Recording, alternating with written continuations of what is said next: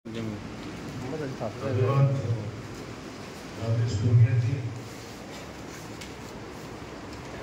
बढ़ाने के लिए भी वैसे तो 2008 के साथ से ही मेरे साथ कंधे से कंधा मिलाकर साथ चले हैं मेरे भाई रमेश गुरु।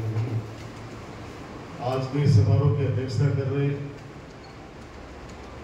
वरिष्ठ अधिवक्ता हम सबके जाने पहचाने आदरणीय विजय रंजन जाकर साहब, आज के समारोह के मुख्य अतिथि हमारे सबके जाने पहचाने डॉक्टर दयासिंह जी नागरिक, क्योंकि जहाँ पर बड़े आ जाते हैं तो मुख्य अतिथि और अध्यक्षता उन्हीं की होती है। आदरणीय चौधरी मुखीराम जी, हमारे एसपी साहब, मेरे बड़े भाई आदरणीय कैलाश सोटिया जी और जड़ा फाउंडेशन के करता कार्यकर्ता, मेरे विश्वविद्यालय के साथी, संघर्ष के साथी, मेरे हर दिल अजीज भाई अभिषेक अग्रवाल और उनकी अर्धांगिनी हमेशा से उनके साथ खड़ी रही हैं। आदरणीय डॉक्टर सुमन कुलरी जी छात्र राजनीति से आई हैं, छात्र संघ अध्यक्ष रही हैं। यहाँ पर विराजमान जो पत्रकार हमारे सम्मानित होने वाले हैं, सारे मेरे पत्रकार साथी और प्रिय दोस्तों, बोलने को कुछ बचा नहीं है क्योंकि डॉक्टर सुमन कुलरी जी ने भी वो बातें बताई हैं और आदरणीय विजय जी जाकर का तो मुकाबला ही नहीं है क्योंकि उन्होंने तो बहुत कुछ बोल दिया है। इसलिए जब बड़े बोल जाते हैं तो फिर छोटे सिर्फ ये कह सकते हैं कि सत्य परेशान हो सकता है, पराजित नहीं हो सकता। कई बार भावावेश में जनहित के अंदर हवन करते हाथ भी जला लिए जाते हैं। कोशिश लेकिन ये रहती है कि वो हाथ भी जले तो जनता के हित में जले और ईश्वर साक्षी है, बाबा राम साहब भी साक्षी है कि जो भी निर्णय लिए गए वो नवोदय हित में लिए गए। हाँ, ये जरूर कह सकते हैं कि उत्सुकता, जोश, क्योंकि कामयाब व्यक्ति वही होता है चाहे किसी भी फील्ड में हो, अगर वो जो सपना देखता है उसके लिए जोश के साथ अगर उसके पीछे नहीं लग जाता है काम करने की तो वो सपना पूरा नहीं कर पाता। मैं डॉक्टर साहब भी बैठे हैं यहाँ पे, ये विश्वास दिलाता हूँ कि हमने जो भी फैसले किए वो नवंबर के हित में किए। चाहते थे कि कुछ चीजें और अच्छी बने नवंबर में, और इसके लिए जमीन की आवश्यकता पड़ती है। आप सब समझते हैं कि आज जिला अस्पताल जहाँ पे संचालित हो रहा है, अगर स्वर्गीय डॉक्टर रामेश्वर सैनी जी दान नहीं देते तो आज जो 2000-2500 की जो ओपीडी है, गरीब आदमी अपना इलाज कराने के लिए जो नवलगढ़ के जिला अस्पताल में आता है वो काम नहीं हो पाता। कोविड के समय पूरे देश में हाहाकार मचा था ऑक्सीजन को लेकर। ऐसा लग रहा था कि अगर ऑक्सीजन नहीं मिली तो जीवन समाप्त हो जाएगा। मुझे कहते हैं खुशी है कि देश में कहीं पे भी ऑक्सीजन की कमी आ गई हो, लेकिन अपने नवलगढ़ में ऑक्सीजन की कमी नहीं आने दी उसको। बचाने वाला भगवान है, ऊपर वाला बचाने वाला ऊपर वाला, लेकिन ऑक्सीजन के अभाव में किसी व्यक्ति की जान नहीं जाने दी। मुझे आज भी याद है, बड़े बड़े ब्यूरोक्रेसी के लोग फोन करते थे कि हमारे रिश्तेदार हैं जिनको हम लोग दिल्ली से आपके नवलगढ़ भेज रहे हैं, मैंने बिल्कुल स्वागत है, आप भेजिए, हम पूरी सेवा करें। वो अलग बात है कि भूलने की आदत ज्यादा हो गई आजकल। कल क्या हुआ था आज भूल जाते हैं, रोजाना याद दिलाना पड़ता है सब लोगों को।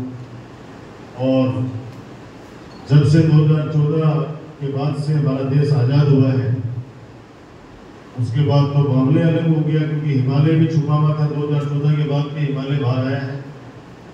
गंगा माता भी सोई हुई थी, गंगा माता भी सूख गई थी, 2014 के बाद के अंदर ही बाहर आई है। तो ये तो अलग अलग सोच का है। वैसा ही है जैसे कि आपने शुरुआत की उस जमाने से जब अभाव था और आपने शुरुआत कर दी कि ये काम मुझे करना है। उस काम को आपके पास उस समय साइकिल हुआ करती थी, साइकिल के बाद वो स्कूटर आया, स्कूटर के बाद कार आई। लेकिन पोता पड़पोता अगर सीधी मर्सिडीज लेके आ जाता है तो वो ये कहता है कि फलाने के पोते ने बड़ा काम कर दिया। पता चला कि पोता पड़पोता है, वो जमीन बेच के दादा की वो मर्सिडीज खरीद के लाया।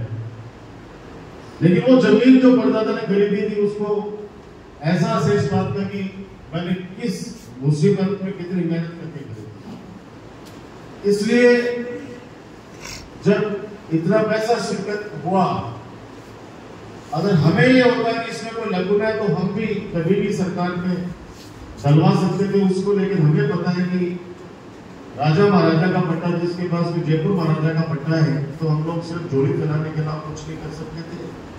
और हमने झोली फैलाई उन सेठों के पास, ट्रस्टियों के पास, और वो बंद कमरे में नहीं, इसी बजराने जोड़े के अंदर कम से कम 1500 से 2000 आदमी थे। और सब भाइयों को वहां बुलाया, उनके सामने झोली फैलाई कि अगर आप ये कर दोगे तो हम एहसान मानेंगे। रामपुर की जनता 50 बीघा जमीन उन्होंने नगर पालिका के नाम से करने का हाँ करी। और हमने 1 घंटे का स्पीच जो दिया, उनसे प्रार्थना करी, तो सब भाइयों ने कहा कि हम 50 बीघा जमीन नवगढ़ नगर पालिका को दान करेंगे और 50 बीघा जो है उसको बेच के जो भी पैसा आएगा उसका अस्पताल बना के देंगे। आप नामकरण हमारे दादा के नाम से करोगे। हमने ये कर दिया, भवन बना के दे रहे हो, जमीन पे दे रहे हो, तो नाम के हम तो हाथी में बिठा के आपका स्वागत करेंगे। ये तो है सच्चाई। बाकी तो देखो, जिनको जैसे सोच रहे हो वैसे सोचेंगे। जिसको आधा गिलास भरा हुआ दिख रहा है, गिलास खाली दिखता है, वो खाली बोलेगा, जिसको आधा भरा बोलेगा वो भरा बोलेगा। लेकिन उम्मीद करता हूं आप जैसे वो लोग हैं जो समाज की दिशा और दशा तय करते हैं, हमें कृपया करके जो हवन करते हुए हाथ जलाए, जो हमको कलंकित किया गया, आप लोगों से उम्मीद करता हूं कि सच सामने आना चाहिए। ये बात मैं बोलना नहीं चाहता, लेकिन अभिभावक हो, हमारे गार्जियन हो, लोग भरोसा करते हैं आप लोगों पे। और राजनीति हमारा पैसा नहीं है, आप जानते हो। हम भी एक सामान्य से परिवार से निकले हैं। विश्वविद्यालय में भाई अभिषेक इन्होंने हमारा संघर्ष देखा है, सड़कों के ऊपर संघर्ष देखा है। दो भाइयों को राजस्थान विश्वविद्यालय का अध्यक्ष बनने का सौभाग्य बहुत कम लोगों को मिलता है कि विकार की हड्डी एक बार चढ़ती है। या तो हो सकता है कोई भावनाओं में किसी को बाहर ले, लेकिन वहां तो पढ़े लिखे बच्चे होते हैं, 12वीं क्लास पास करके फिर वहां पे जाते हैं। यानी 12वीं क्लास पास करने के बाद में विश्वविद्यालय के कॉलेजों में जाते हैं, वहां दो सगे भाइयों को अध्यक्ष बनाना। तो कोई तो आपके आशीर्वाद से सेवा करते ही होंगे, लोगों की आप मदद करते ही होंगे, तो लोगों का विश्वास जीतते हैं। आलोचना करना तो एक छोटी चीज है, कोई भी आलोचना कर देगा। आज ये भी कहते हैं कि डॉक्टर सुमन पुलेरी जी ने राजकुमार जो क्यों बुलाया, आज राजेश धुलिया जी ऐसी क्यों तारीफ कर रहे हैं, उधर से हो सकता है कि वहां से निकाल दिया होगा। कौन निकालेगा, किसको निकालेगा, कौन अपने कमाई खाता है, अपने अपने मेहनत की कमाई खाते हैं सारे। कोई किसी से नहीं डरने वाला है, कोई किसी से नहीं डरने वाला है। ठीक है, माहौल बनता है, कई बार बन जाता है माहौल बनता है, उससे में आप सच कितना भी सच बोलोगे तो वो बातें नहीं लोगों के समझ में आएगी। समय रहते उसके बाद के अंदर जब पता चलता है कि यार ये तो लेकिन वो आवाज पत्थर भी लाओ और निकल जाती है। मैंने कल परसों भी एक उदाहरण दिया था, आपके सामने कहना चाहता हूँ, मेरी बात को विराम भी दूंगा। कि एक 15-20 साल से दो भाइयों के बीच के अंदर काफी झगड़ा था और कुछ लोगों ने मिलकर सोचा कि अब शादी है, इसके घर में तो सबको राजी करो। पैर पकड़े आपस में, जो पुराने जमाने में होता था कि पगड़ी रखा करते थे, तो राजी कर दिया। बारात चढ़ने वाली थी तो ताऊ जी को बोला कि साहब आप तैयार होके आना, बोले मैं तैयार होके आता हूँ, बच्चे सारे इधर ही है, वो साफा उपा बांध के एकदम रेडी थे। इतने में एक व्यक्ति को अच्छा नहीं लगा कि यार ये साथ कैसे बैठ गए सब लोग, तो वो गया उसके पास में, क्यों बाबा क्या कर रहा है, बोले बारात में जा रहा हूँ ना, बोला मैं बजासू आ रहा हूँ, ताला भाई लगा सही, ताला भाई क्या करे कि आओ तो आओ, नहीं मुझे ब्याह मांगो, बोला वो बैग ना नीचे से गए, वो साथ में बांध दियो की बात पर साथ उसको फेंक दियो, मैंने कौन जाऊंगा बारात में मैं। अब बड़े जाके याद आया कि सब के टाइम पर ताऊ याद आया, तो सब ने पूछा कि बैठे भाई साहब बैठे सबसे सीने रहा भाई साहब तो घर रुसेड़ा सुत्या 15 साल तो रुसेड़ा वो तो रुसेड़ा सुत्या, बोले फोन करे भाई साहब मेरे मैं खालो धन्यवाद दे रहा हूं कि पूर्णिया को ने का उनको मेरे रुपया को नहीं मैं थोड़ा बहुत बोलिए। जब पहले एक बस में जाता ना बेरोड तक कौन पूर्णिया आबाद में, तो आपकी गाड़ी ही तो कदासी कुणासी 3 दिन 4 दिन बाद में वास्तव में पता चला कि उस आदमी ने आके झूठ बोला, लेकिन बटन का तो खराब कर ही दिया। ऐसे झूठ वो झूठ जल्दी फैलता है। मैं तो ईश्वर से ये प्रार्थना करता हूँ कि नवलगढ़ के बहुत पढ़े लिखे लोग हैं, आप जैसे बुद्धिजीवी लोग रहते हैं यहाँ पे, आप लोग थोड़ा सा समाज के अंदर करिए। मैं आपको फिर निवेदन करता हूँ कि राजनीतिक मेरा पैसा कभी नहीं रहा है। मुझे तो आमेर से चुनाव 2008 के अंदर अशोक गहलोत साहब लड़ा रहे थे, मैंने मेरे पिताजी ने कहा नहीं यार मोरियो भागम नाचे कौन देखो गाँव में अरे सेवा कर तो आतो है कि सास दली को छोड़ा है, उनको काम कर रहे सेवा कर रहे हैं। जयपुर का बात तो लड़ाई है, अब यहाँ भोपाल सुना कि वो रहने वाले झुंझुनू के, लेकिन जयपुर से चुनाव लड़ते हैं, अब उनको क्या लेना देना है यहाँ से। अब हम लोग यही दिन में 12 तक यही पढ़े, तो एक जन्मभूमि से जुड़ा हुआ है। पिताजी मेरा तो नाम तो आपको पता है, वकील साहब पिताजी के नाम पर जिताया लोगों ने शास्त्री जी का लड़का है। मैं सौभाग्यशाली हूँ कि ऐसे परिवार में जन्म लिया। तो मैं क्योंकि बहुत टाइम हो गया, मैं पत्रकार बंधु जो हमारे भाई बहन हैं उनको मैं बहुत बहुत बधाई देता हूँ कि आज जड़ाव फाउंडेशन आपका सम्मान कर रहा है। आप लोग निर्भीक होके यानी निडर होके समाज के अंदर जो अपनी चीजें हैं, जो आपका टैलेंट है, वो आप दिखाते रहिए। सच को सच और झूठ को झूठ बताते रहिए। जो पीड़ित लोग हैं उनकी आवाज को उठाते रहिए, चाहे प्रशासन हो, चाहे राजनेता हो, चाहे कोई भी हो। अगर वो गलत कर रहे हैं तो उनका गलत चीज का आप लोग अपने लेखन के माध्यम से, अपने वीडियो के माध्यम से आप दिखाते रहिए। ये नवलगढ़ वो नवलगढ़ है जहाँ पे 17 साल तक आंदोलन चला है श्री सीमेंट का। एक दिन भी कोई ये कह दे कि आंदोलनकारियों का टेंट उठाया गया, उनको ये कहते हैं कभी 151 की धारा भी लगी हो, क्योंकि लोकतंत्र के अंदर सबको अधिकार है।